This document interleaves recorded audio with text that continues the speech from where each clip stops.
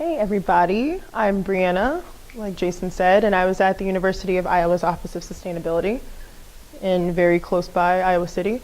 The University of Iowa's Office of Sustainability is a really important part of the University of Iowa. They work with facilities management, which is another department on campus, and they work with constructing sustainable and green buildings. So buildings that haven't been built yet and buildings that need to be renovated that are older, they make sure that those buildings are sustainable and efficient and also not spending too much money. Other efforts, they are working with renewable energy, getting bicycling and recycling efforts across campus and across the Iowa City community. And they do so many things. And this picture to the left is of the office. There's some more over, but this is from the front door. And the other picture is me and some of the staff. And the woman in the red sweater was my site mentor, Liz Christensen, who went to Cornell. She can't be here tonight, but she was really great. From my very first day there, I got the presentation that they give new employees on their first day. So it was a little bit overwhelming. It was this whole presentation. There was a lot of information, and I'm an English major, so I'm not even like environmental science, so it was a lot of things that I didn't even know prior to the presentation. But they started with the triple bottom line of sustainability.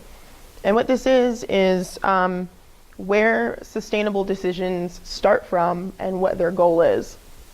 So you have the social, environmental, and economic, and all these things, of course, overlap. And so the most important things when making sustainable decisions are the people, the planet, and the profit. The core of the Office of Sustainability are their goals. And so they have this thing called the 2020 vision, their sustainability targets. So there's 7 of them. I'm only going to talk in detail about a couple, but the first one is to use less energy in 2020 than they did in 2010. So they have calculated that this will require a 20% decrease in usage.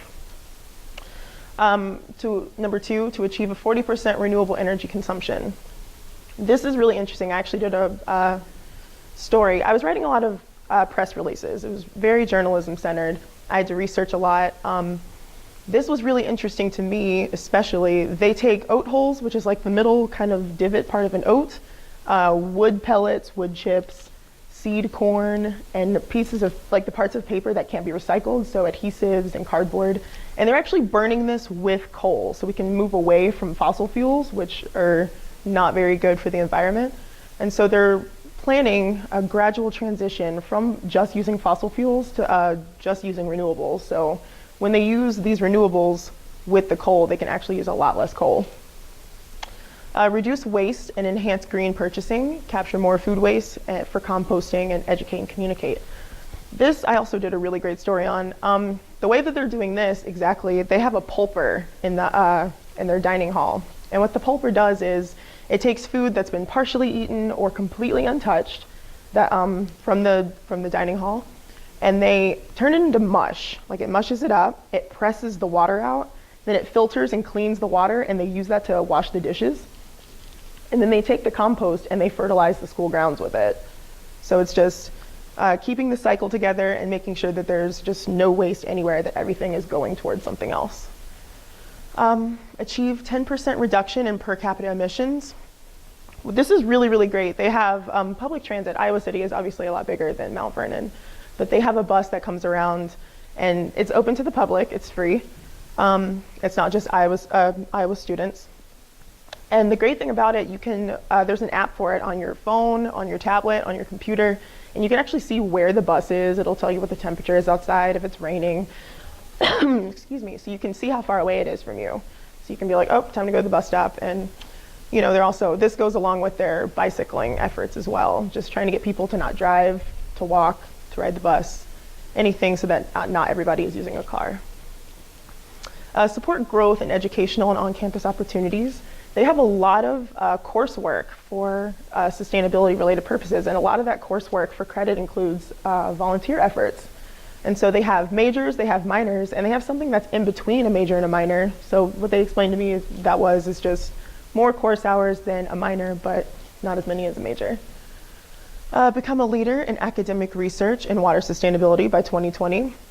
This is very important because the water we have on this planet is finite. We can't drink most of it because it's in oceans. So making sure that we take care of our water is really, really important.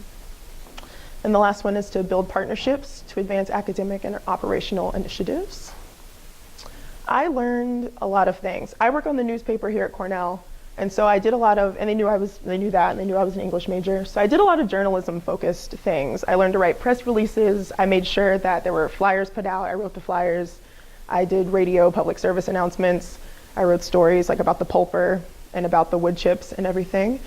I also had to research for all of those. So I had to learn about the pulper. I had to go talk to people about it. I had to read online about some of the companies involved with certain things. It was actually kind of, we go here, we all know we have to read a lot in classes, but it was a little overwhelming sometimes because I had to write an article like I was an expert, and I was not, but I learned. Another really important thing that I learned regarding sustainability is that it's not just about the environment, which was a little difficult for me to swallow. Here you go. So just buying new clothes, do I really need a new shirt? Probably not. Do I need a new phone this year? I know the iPhone 5 is kind of cool. You don't really need all those things if your things are working fine. Sustainability is also using what you have efficiently until you can't use it anymore. And from all this, I learned that sustainability is not important. It's completely imperative to all of our lives. And it impacted my everyday decisions and long-term decisions, like taking a shorter shower and turning off the lights when I leave a room, unplugging things when I leave a room. Simple things can go a really long way. You can also volunteer. There's always volunteer opportunities everywhere, including in Iowa City. The Office of Sustainability is always looking for volunteers to help them. And my career aspirations as well. I've actually applied to some jobs at environmental law firms to be a paralegal. Since I have some background knowledge, that would be a really great job. I'd be really excited about that. And an experience in an office and professional environment, which is so much different than what I'm used to at class, just dressing up every day and being professional and sitting in meetings all the time with staff. It's a really different feel, but it was a really great experience. Special thanks to the Cornell Fellows donors, to Liz Christensen, my site mentor, even though she can't be here. To George McCrory, who's also there. He was the communications specialist who helped me with all the journalism things. And to Michelle Mouton, who was my faculty sponsor. And to the Career Engagement Center for always answering my emails when I was freaking out about something. Thank you.